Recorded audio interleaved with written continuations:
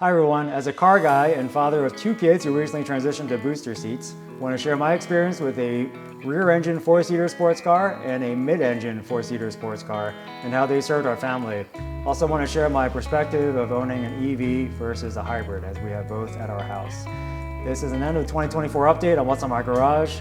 I've shared videos of multiple cars. I want to share what's in my garage at the moment.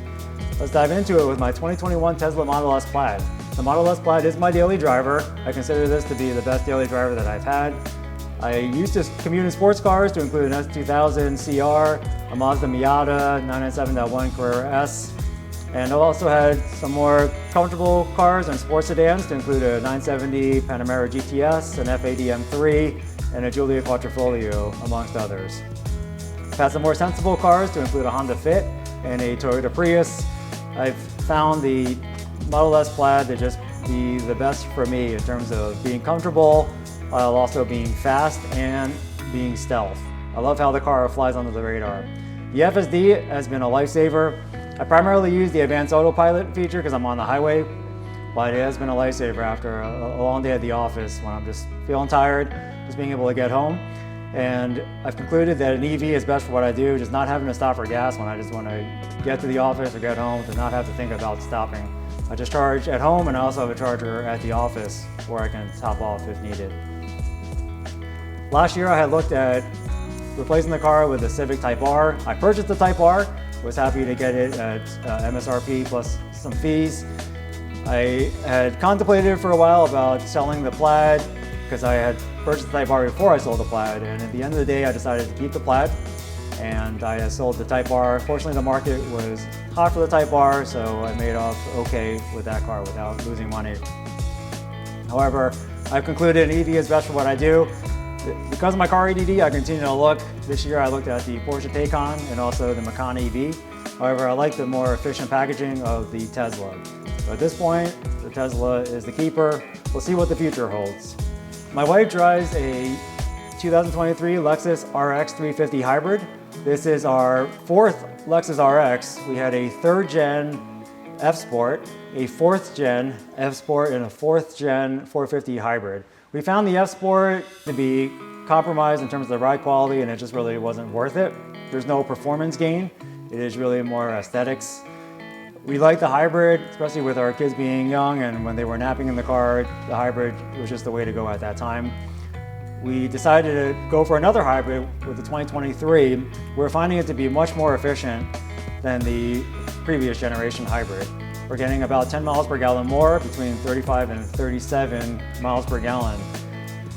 It comes at the cost of refinement. The engine, being a 4-cylinder, is not as smooth as the V6. It was something we didn't like about the car when we first got it. It just sounded harsh, and it didn't have as much power as the outgoing V6. However, we've gotten used to it, and at this point we really appreciate the efficiency of the engine. In the car's layout is nicer on the inside, it looks fancier, but it lost some of its JDM nature or design that I really liked with the previous generations. The Lexus RX has been very reliable. All our RXs have been reliable, they've never broken down. Some things with the user interface and electronics annoy me. I'll cover that in a video that's focused on the Lexus RX350 hybrid. We had contemplated going to 2 EVs. However, given our desire to go on road trips, we decided to go with a car that we could fuel up and to not have to think about charging if we have to go more than 300 miles. We're happy with that decision, and it is nice to have a range that's greater than 500 miles when we need to drive farther.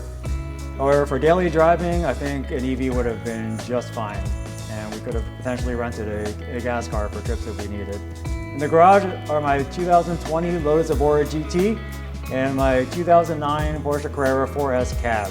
The Lotus Evora looked special to me when it first came out, and I really like that it has a Toyota engine. I appreciate Toyota's engineering. My first nice car was a Lexus ISF, and really appreciated Toyota's engineering of both direct and port injection on that engine to keep the valves clean while having the efficiency of direct injection. I've liked Lotus dating back to the Exige. However, I couldn't afford one when those were new. When the Evora came out, I thought the styling was really neat, and I appreciated the rear seats, just making it a more practical car. However, I couldn't afford it at the time. About a year and a half ago, I went to drive a Lotus Evora 400 that was for sale locally, and really liked the rawness of the car, the mechanical feel of the shifter, the sound of the supercharger, so that had me hooked. I traded in my G87 M2 for this 2020 Lotus Evora GT. I decided to go for a GT instead of a 400, though they are essentially the same underneath, because of the more aggressive styling. I like the fender vents, the fenders, how they expose the front tires, the carbon fiber bumper, the fancier Sparko seats. So there's just some things about the GT, or a bunch of little things that added up, that I prefer the GT over the 400. So they drive similar. I also like that the GT has a lower stance, so I'm very happy with the way the suspension sits from the factory. The Evora can be a daily driver. This car has back seats. It serves family duty just fine, although my kids do not like being in the back of the Evora. The rear seat area is a little bit on the short side, and with their booster seats, it is a little bit uncomfortable for them because they're almost hitting the headliner, and what they're looking at is a lip that dips down from the headliner. So they don't ever ask to sit in the Evora, they ask to sit in the 911 because of just the backseat area. However, I think the Evora can be a daily driver, and it can be an only car for someone. It is raw yet comfortable. Raw in the sense that you hear gear lash. When I first experienced the 400, I thought there was something wrong with it until I drove another one and found it had the same noise. So I think that's just a neat character of this car. Last car is my 2009 Porsche Carrera 4S cab. This is the 997.2. The 997 is special to me because it's the first Porsche that I really experienced up close. About 18 years ago, I went to my first track day. I had a Subaru STI at the time. It was with the Porsche Club of America. My friend had a 997.1 that was new at the time. And just seeing that car on track along with the other Porsches just left an impression in my mind. And I had decided at that time that I wanted a Porsche at some point in my life. Couldn't afford it at that time. I picked up a 991.1 first back in 2016. However, I still preferred the styling of the 997 when I had it. I had a 997.1, narrow body, and when I had the narrow body, I looked at the wide bodies and just liked the look of the wide body more. So I had purchased this 997.2 4S, which has the wide body because it's all-wheel drive. I had great memories with this car. Just driving the family around on the 4th of July, looking for fireworks, driving top down in general in the summer. It's just been a great car that has provided great memories. I've had a 911 since my daughter, who is now 10, was less than 2 years old. It was my 991.1. I had a rear-facing car seat in the back when she was in it. The car seat was secured using a seatbelt, which was just fine, and there was enough room to even sit someone up front if needed, but it would not be comfortable for the front seat passenger. I remember just driving around on Sunday afternoons with her while she was napping in the car. Just a great time for me to just unwind my mind, just driving around, not driving aggressively, but just enjoying the sounds and the feel of the 911 with my daughter in the back sleeping. As my kids got older and transitioned to a harness booster, I went through many car seats trying to find one that fit. I found the Costco car seats because of their narrow base fit the 911 well. And I have had a couple iterations of the Costco high back boosters, and they've all had that narrow base which fits the 911. They've now sit in regular booster seats. I have a Costco booster seat that fits well with the 911 and the Evora, so we're covered there. At 8 and 10, they can both sit in the back of the Evora and the 911 without their knees hitting the back of the front seats. The 911 can serve as a daily driver just fine. I used my 997.1 as my daily driver for a year, put over 30,000 miles on it. The front of the 911 is more practical than the trunk in the Evora. It can fit a suitcase, a small suitcase, and 2 backpacks, whereas the Evora cannot fit a small suitcase. Also, with the Evora's trunk being close to the engine, it gets pretty hot back there. Whereas in the 911, it's a frunk, it's away from the engine, so it's just like a conventional trunk in a regular car, and that it doesn't get hot. The cost of ownership for both cars is similar. I spent $4,300 in maintenance on the Evora this year. That was for the 4-year service, which included the serpentine belt and all fluids. Got it done at the dealer, just because I'm a little bit short on time. As much as I like these cars, I am contemplating consolidating down to one car for the sake of simplifying my life. There are months that go by where I don't even start either of these cars up, and I think that's just a little bit of a waste. I'm contemplating selling one of these cars or consolidating to a car that I've been wanting for a while but have not been able to afford until now.